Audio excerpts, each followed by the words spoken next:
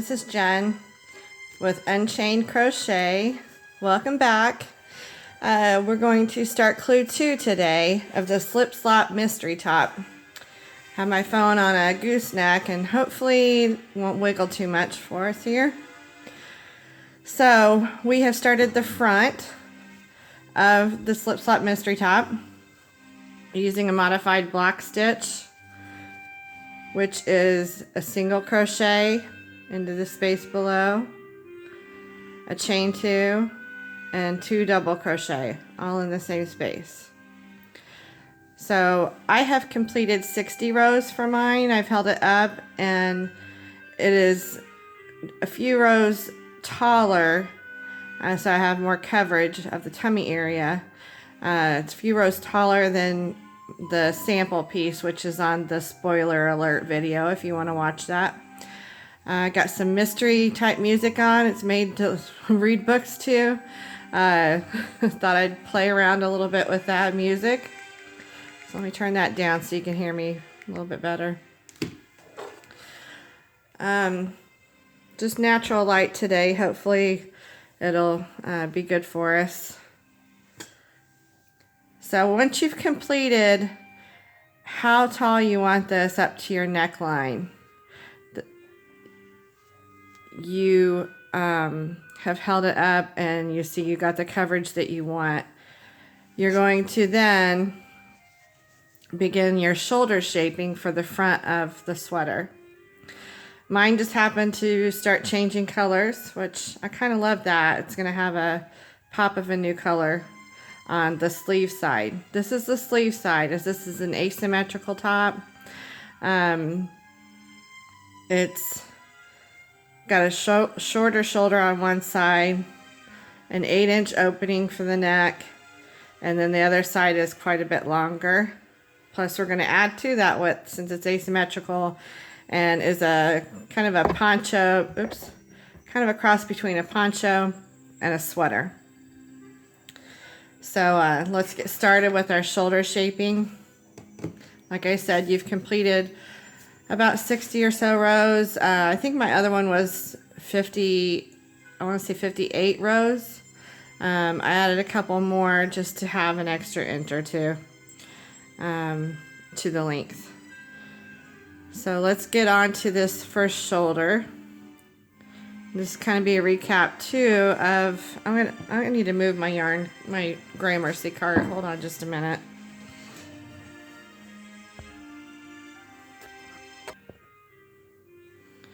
Okay. So we're ready for our shoulder. If you didn't know it, you know it now. I am a lefty.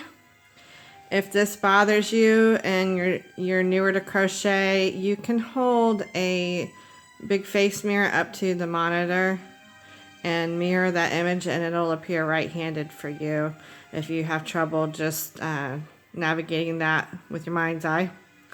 So we have done our chain 3 as we do at the beginning of every row, and we're going to go into that single crochet that we just did at the end of the last row. Double crochet, double crochet.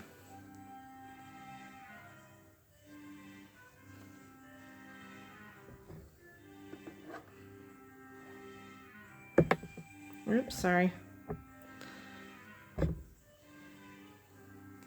My gooseneck's wobbly. So we've got our chain 3 and 2 double crochet in that first single crochet. Now we're going to single crochet into the next. We're going to do 8 blocks essentially, and then 1 single crochet into the 9th. And that will be where we turn for this first shorter shoulder. More narrow shoulder, I should say. It's pretty chilly out today. I had the patio door open for a bit because I was dancing in my last video. If you haven't watched that, you should check it out. It's the debut of the larger than life wrap or shawl.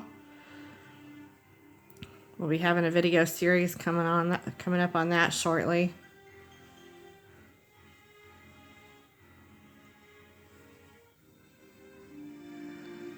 can see now I kind of need a manicure. It's getting a bit chippy. Usually putting the glitter on the polish helps the polish to stay, but I didn't use my favorite polish, especially as a stitcher. Let's talk some nail polish here for a minute while I'm stitching.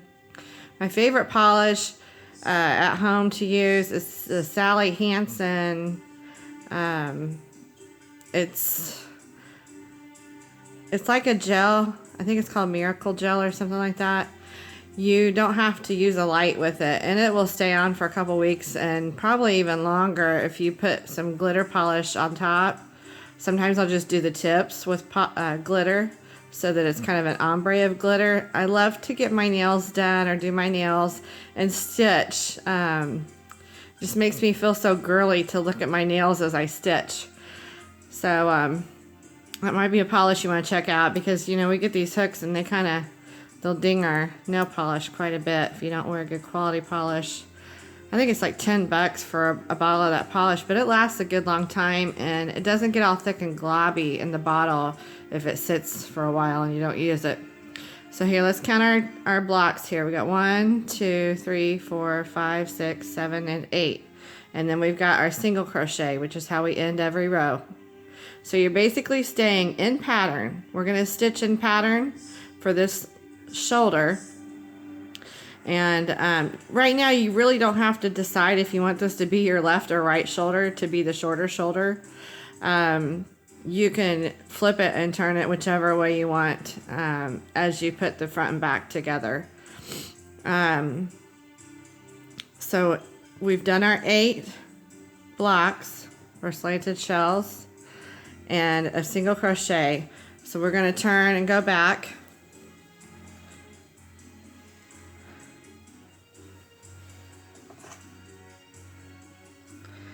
And we're going to continue this for 8 rows.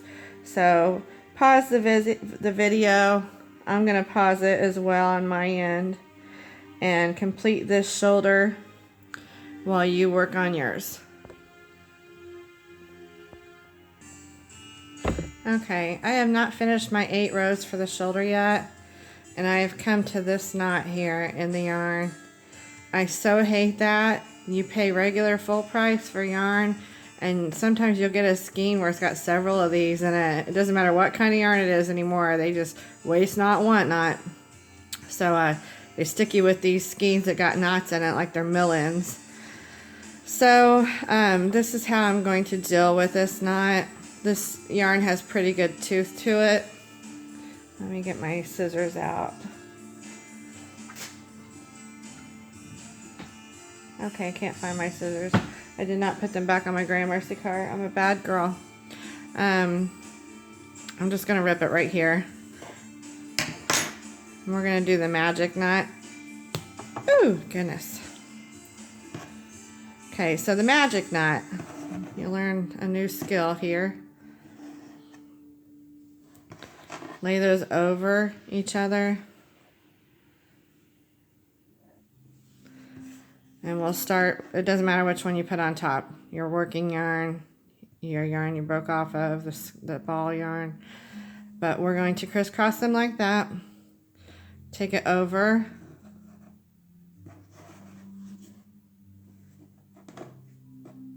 And then under.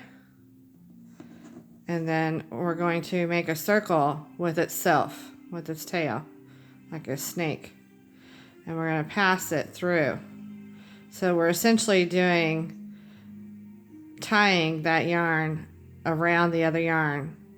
Be careful not to get this yarn you're wrapping around all wound up and bent up into that knot. So just a little bit of a slip knot here with a little tail. Pull it pretty tight. When you're done with that, it should slide back and forth on your yarn. So now we've got the tail of the ball yarn here. I'm going to do the same, wrapping around my working yarn here. Go over, under, and around itself, and through the loop. And tie that onto your working yarn. Same thing. It should slide freely. Okay, so now we've got both knots. We're going to pull it together.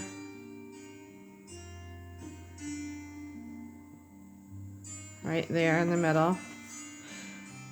Snug it up. And now tie another knot. I didn't leave myself much of a tail on here, so I'm going to wrap this one around it.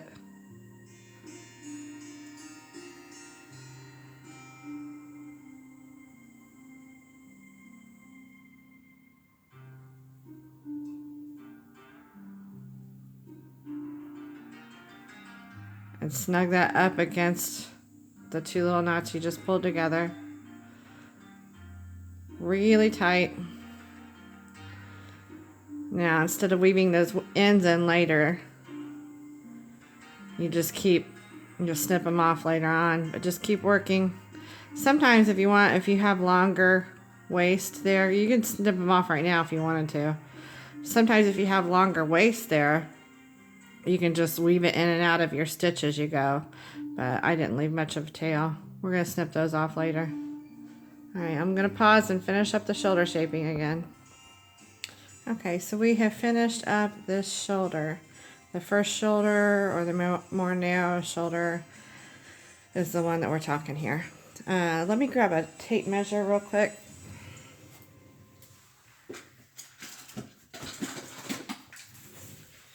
Since you're essentially doing this, which seems like a pattern, but it's really a process, as I want you to learn to design your own items for your creativity. We're going to look at some proportions today with this. This is the shoulder. This is like a normal little drop shoulder is what we call it, that goes straight up from the body of the sweater. So there's no inset to the sleeve. It's just straight up. That's what you call a drop shoulder shaping. Essentially, this works up to about 4 inches tall, right there. So 2 rows of this stitch is about 1 inch. Once this is washed and dried or blocked, it's going to be about 4 inches. So we've got about 6 inches wide before blocking or steaming or washing and drying, and about 4 inches tall. So we want our other one to be the same height, but since this is an asymmetrical sweater, it is going to be quite a bit wider. And the neckline, the neck opening, if you say you have a bust of 48 inches, as far as ratio goes, knittingfool.com is like awesome because they have body ratios to help you design your own items. But that's knitting, but you can still use that tool that they have. You can put in your bust measurement and it'll tell you how big to make your neck opening. So that's how I learned about proportions for myself. Say, back to an example, you have a 48-inch bust. This is not a fitted sweater. This is loose, asymmetrical, tons of ease. And it's a poncho crossed with a sweater, but good time to start learning these proportions. And we do have a neck opening. This is really essentially the fitted portion of the garment, other than the wrists. 48-inch bust. Your neck opening is, your neckline is going to be half of that. So you would do 24-inch neckline. So here we've got 4 inches tall, and we're going to go 8 inches over. And also you have to figure, I usually make my neck openings a little bit bigger because the nature of crochet is it's stretchy. So I usually stabilize my necklines with a half double crochet row or 2 or 3. If I need to add a little bit more height, if I need to cinch it in a bit, I'll decrease as I go up around the necklines. This particular garment, I believe that I did a couple rows of half double, and also rounded this out right here with some special shaping, which is super easy to do. So we're going to go over about 8 inches here. 8 inches wide. All right. but I already know from my sample one, that I did 17 blocks for my wider shoulder. So we did 8 blocks wide over here. We're going to skip over about 8 inches, but I want you to start, this was my front side. Your front is going to be on the right side if you're right-handed. We're calling it the front right now. When it's done and we piece it together, it doesn't matter which one you put where, because there's no right or wrong side. But for working proportions right now, we're going to say this is the front side. So I started over here at the left side. You're starting at the right side. So you're going to come and you're going to start, you'll be starting here on your next shoulder if you're right-handed. So just inch over to your other side, whichever way you need to go, left or right. And I'm going to count back 11 blocks, or 17 blocks, plus a single crochet into the first one. 1, 2, hold on. I said single crochet here at the end. So 1, 2, 3, 4, 5, 6, 7, 8, 9, 10, 11, 12, 13, 14, 15, 16, 17. There's 17 blocks, but I need to add an extra one because I'm going to do a single crochet at the end of my row. So right here. So from here to here. Now that's measuring on my finished sweater. It's about the same, 8 inches. So right here I'm going to start my other shoulder. And I don't use stitch markers much. I don't have any of the, wait a minute, I do. I have an open ring one. I need to get some new stitch markers. I use stitch markers a lot, but I use the kind that dangle as opposed to open. I used them a lot. Here, I have some really pretty ones and cute ones. Here's some that look like balls of yarn. I use those when I'm knitting. I don't knit much anymore. Those would be fixed onto the row. If I were to use this and attach it, which you could probably do it like that and bring it through itself, like latch hook. But, and then I had a set of these polymer clay ones. It's beautiful. I also have another set that's got numbers, and then it's got one that just says F on it and looks like a bomb. So it's the F-bomb. F-bomb stitch markers, hilarious. Got those at Mass Avenue Knit Shop in Indianapolis. Love you, Susan. Shout out if you happen to watch. So I've got this one left of all my stitch markers I can find. And it opens up and clips back on itself. I'm not sure if these are baits. They probably are. I love baits. They might be clover stitch markers. I don't know. But, you know, you can put a little stitch marker on there if you're going to put your work down for a while. You don't even have to close it. So I'm going to put that there for now and get my yarn going again. I'll show you real quick 2 ways to make a slip knot. This is what my friend Trish taught me. She doesn't stitch much, but she remembered this. Just hang your tail over your fingers. Come like this, like that, and pull your loop through. And then you can tighten it up. I think you tighten it up by pulling the tail. The way I've always done mine is I put my tail over my finger and hold it there. Come up behind it. That's the wrong hook, sorry, that's the one I grabbed to mark the stitch. Come up behind it. Grab my yarn. Give it a twist. And then grab that loop on my finger while holding that first loop and bring it through. So many ways to make your slip knot. That's my way. I like it because I hold it like I'm crocheting and I just You know, do it real quick and get on with it.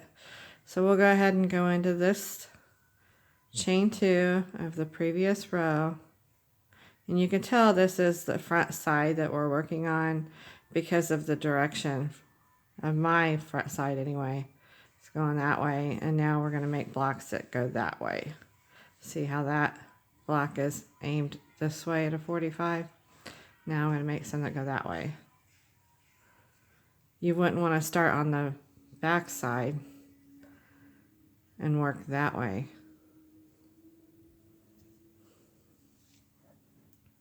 So we're going to, you can either attach this with a chain, do 3 chains, which I like to do when I'm starting this neckline, because that single crochet kind of looks, it loosens up too much if you do a single crochet, freestanding single crochet. So a chain 3 to count as your first single crochet and your 2 chains, just like you start every other row, chain 3. And we're going to do our 2 double.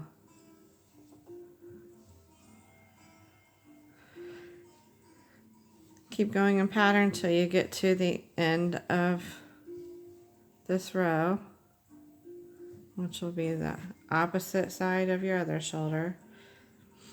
Keep going until you get to there, and you're going to single crochet into the last chain 2 space like you always do. So we're just stitching in pattern. We've just made it more narrow. And I'm going to pause it. You can pause it, and I'll catch you after the shoulder is complete. Do 8 rows. Okay, so we're back after the second shoulder, and you can see here, this is my second shoulder.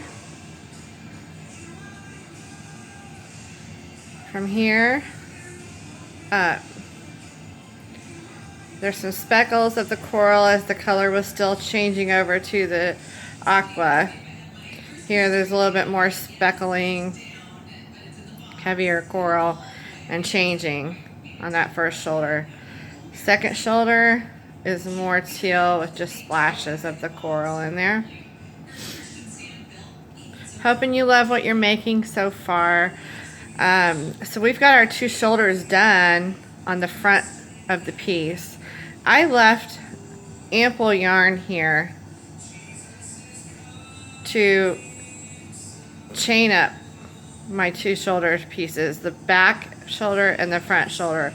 The back shoulder is going to be the same width, but it's just going to be a little bit shorter, like maybe half of the height.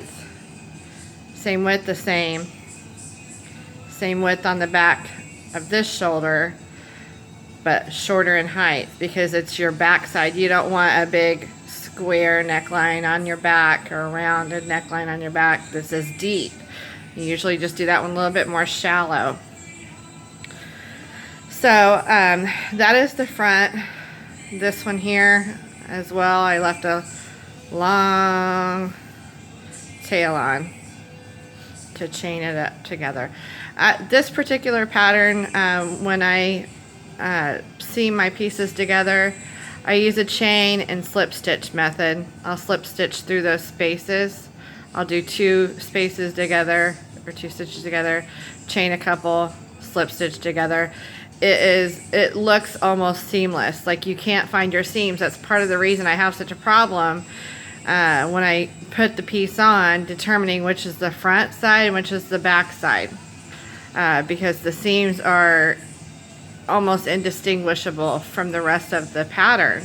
So it's really nice method of stitching it up for this piece because of the texture and the nature of how it's put together with these blocks having the 2 chain space. So I went ahead and drawn a picture of what you should have so far. This is what your piece should look like. This is the front. Mine is approximately 30 inches tall. It took 60 rows for me to get there. Up to the neckline is 30. So right there, about 30 inches. 60 rows for me. You can make yours however tall you want. Just stop whenever you're done at the end of a row and you like how tall it is up to your neckline. And then follow along with the shoulder video here that we've done.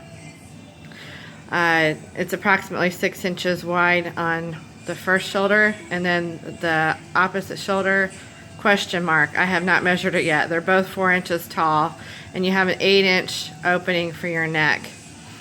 I did not count those blocks on the neck. They're most likely 8 of them because they're about 1 inch wide by 1/2 inch tall. Rather, I counted from this side back how many I knew my other sweater was that I did this from.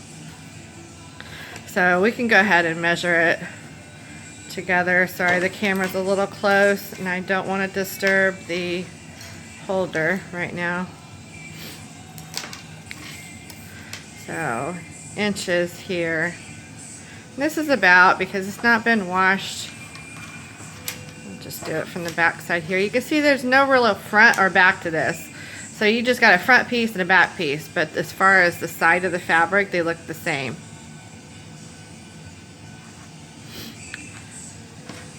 So this wider shoulder,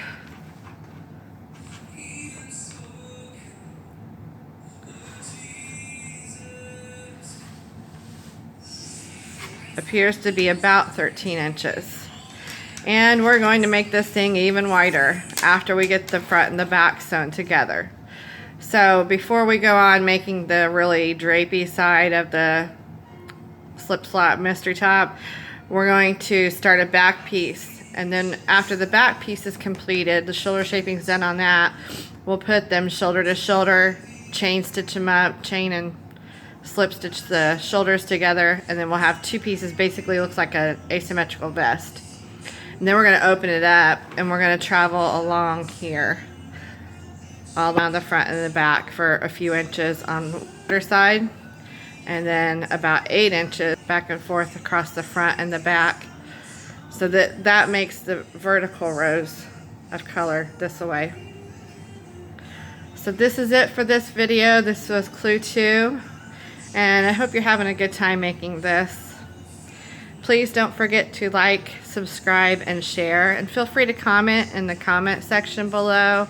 I try to read all my comments and reply back as I'm able. If you have a particular question about what we're doing here, just let me know in the comment section. Thank you. Oh, an afterthought here, just so you know what you've done and what you need to do again, because your numbers may not be the same as my numbers. This is a custom piece. What you've done, you might make a little drawing as I've done here.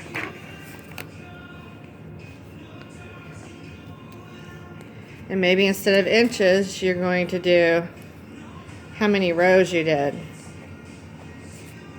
60 rows to neck. So up to the neckline. You might do 8 rows up and down for shoulder. See there? So when you go to do your back piece, you know what you've done. I know that I chained 103 to start, and I did 34 blocks of the stitch. And you could even write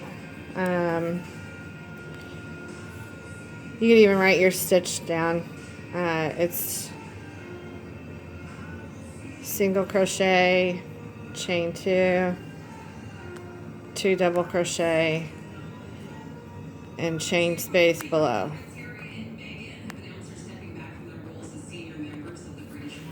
Alright? Anything you need to write down, just write it down, and then you'll have it for future reference if you decide to make it again. You can always start to make it again, decide, oh, I'm going to change such and such, cross it out, write your new number down, or white out. And that is all done for this one. Bye-bye.